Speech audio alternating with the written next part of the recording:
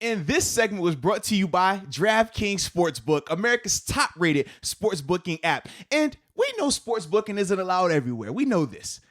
But we do know fantasy football is, right? Yeah. And a lot of people love fantasy football. And a lot of people love the opportunity to make some money. So what if I told you that DraftKings has combined with fantasy football and they have a fantasy football app where they're giving out $1 million worth of prizes every week? I mean, that sounds pretty good, right? Sounds amazing. I agree. And you know me, I was in retirement. You were in retirement. We weren't even fantasy football guys. When they broke out this deal, along with the promo code Moats, giving us up to $1,000 in deposit bonus money, we both came out of retirement. We said, look, take our jerseys out the rafters. We're coming back, man. We are coming back. So what are you waiting on, man? Make sure you download the DraftKings Sportsbook app or download DraftKings Fantasy Football app. Use the promo code Moats and go out there and get that opportunity to make a little money. All right, who we have right here? We got Daryl Nelams. I'm gonna let you say that. Neloms. Nelams? What'd you say? Hold on. Neloms.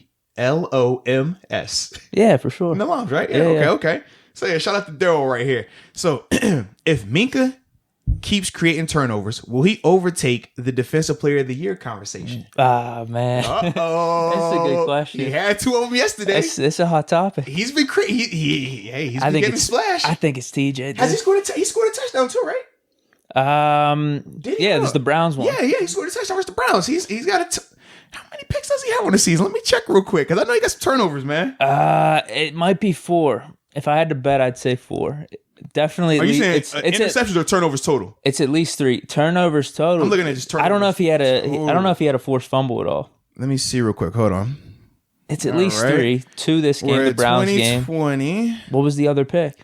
So he has 4 picks. He had 4 and a fumble recovery. Oh, the Cowboys. The Cowboys won too. He has 4 picks, a forced fumble, and a fumble recovery, and a touchdown. What was the forced fumble? It does not. If someone could say in the comments, that'd be helpful. Yeah, I'd have to look for which game. Yeah, I can't remember that. All right, so 4 picks, 1 touchdown. Would you say forced fumble? Yeah, 4 picks, a touchdown, forced fumble, fumble recovery. He would need to have. He would need to probably get another touchdown. He would need another touchdown. Probably throw another forced 6 PBUs. Throw another forced fumble in there, a touchdown, and like 2 or 3 more picks. Then, yeah, because that's probably about what Gilmore did last year, right? Yeah. Well, the thing with Gilmore, the biggest thing with him was the 2 defensive touchdowns and only allowing 1 touchdown. That was like their big argument because you talk about a number 1 corner that travels. We talk about he follows number 1 receivers. For you to have scored more than you've allowed that's crazy. I guess there's nothing for Minkah on that, right? Being a safety. But I think for Minkah, the biggest thing that can help him, obviously he's sitting at 4 picks. 2 more picks is going to be huge. If he can score again, it'd be huge. I mean, the fact he already has a touchdown is big. But if 2 more picks, 1 or 2 more forced fumbles, I think he does become more in that conversation. The problem is the safety position compared to like the linebacker position for TJ, right? Or even Aaron Donald, because we feel like those 2 are the front runners. They are able to frequently make splash plays because sacks are easier to come across than interceptions. So when you think about TJ sitting at 9 sacks, Aaron Donald sitting at 9 sacks, it's not, out of this world to think that these guys could still go in and have another 6-7 sacks this year.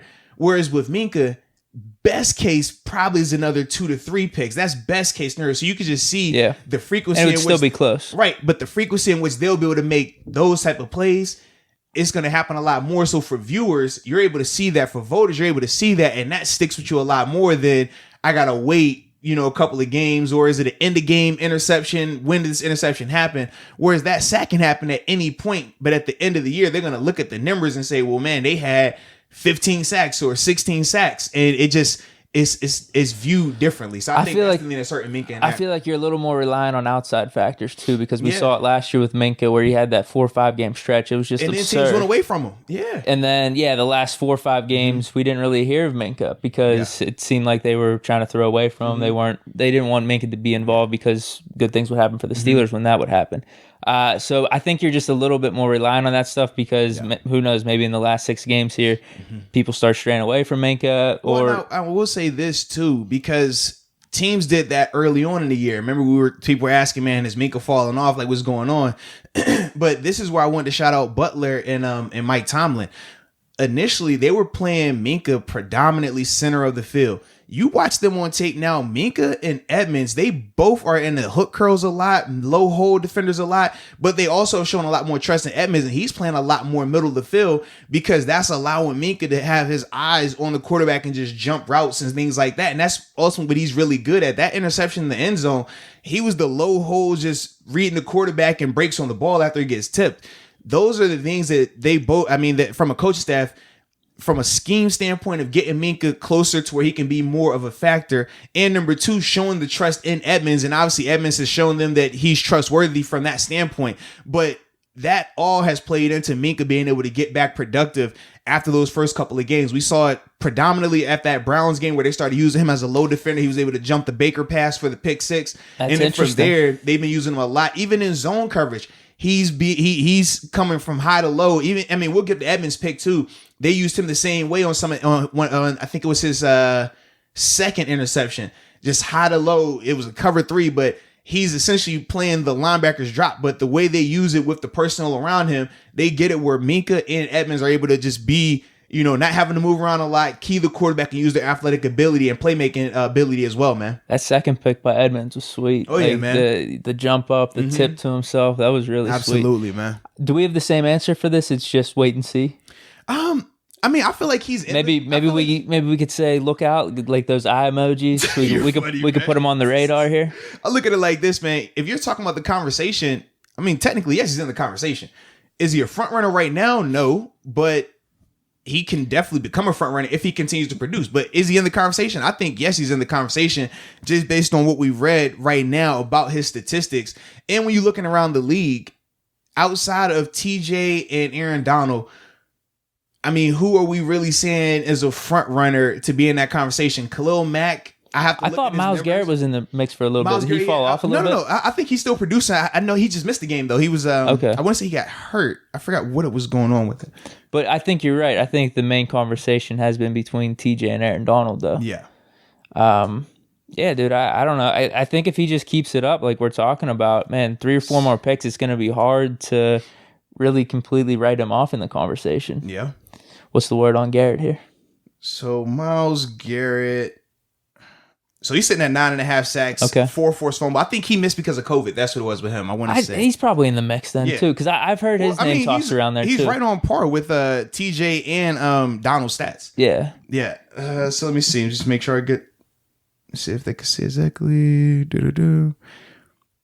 Yeah, he was on the COVID list last week, so that's why he didn't play. Okay. But let me just check one thing with Myles. So this is the thing. So from a number standpoint, Myles, Aaron Donald, TJ, they're all at the same 9.5. Even Bud sitting there with 8 sacks as well. The difference is this: when you're talking about QB hits, TJ has 30. I think he has 30 QB hits right now, which is double the rest of these guys. Okay. Yeah. So like Myles has 14. I think Bud is sitting at 14. Aaron Donald's sitting at 16 right now. Well, dude, you saw it in the game yesterday. Yeah. I know he didn't have a sack, but dude, how many times was he back there making an impact? Man. So it's just one of those things. Maybe stats won't tell the whole thing, but his stats are incredible. But I really like that QB hit stat that you just brought up. Well, and the thing with that though, it's a good and bad stat. So for TJ, you make it a good stat because you're like, well, even though he's not getting the sacks, he's getting back there. He's getting the QB hits. If you're a Myles Garrett guy, if you're a Bud Dupree guy, if you're an Aaron Donald guy, your argument to that is TJ plays over the right tackle. So typically he's not going against the best offensive lineman, whereas Myles, Bud, they're going against your left tackle, which is the dominant tackle. So you would anticipate it being a lot tougher. So that's, like I said, depending on how you want to spin the argument, you can go both ways with it. Either way, it's all impressive. And when you talk about those guys, I feel like they're all in those conversations. TJ is going to be in the conversation a lot more because of what he's been able to do throughout his career. So he's talked about a lot more, because that's what we said. Like when we say even with Bud's numbers, they're similar from a sack standpoint. The QB is the biggest difference, but you can just see with Bud, it's more, all right, Pro Bowl. With TJ, we're talking defensive player of the year, and that's just how it goes, man. You have a couple of seasons where you should have already been in that conversation. the following year they're gonna make sure that, hey, you're in that conversation. And that's what's happening right now with TJ. And rightfully so, man. I mean, when you look at what he's been able to do throughout his first couple of years in this league, man, he's been nothing short of dominant, man. So yeah, he deserves it, man. So hopefully he can continue this pace, stay healthy, and make sure, we get that award at the end, man. Yeah, we'll see if we have that good problem to have where we're debating TJ or Minkah for defensive player of the year. That'd be a great situation. It reminds me like D-Boy and Troy. Yeah, man. yeah, exactly. Hey, who do you give it to here? So I'm with that, man. So shout out to Daryl, man. That was a good question, Daryl.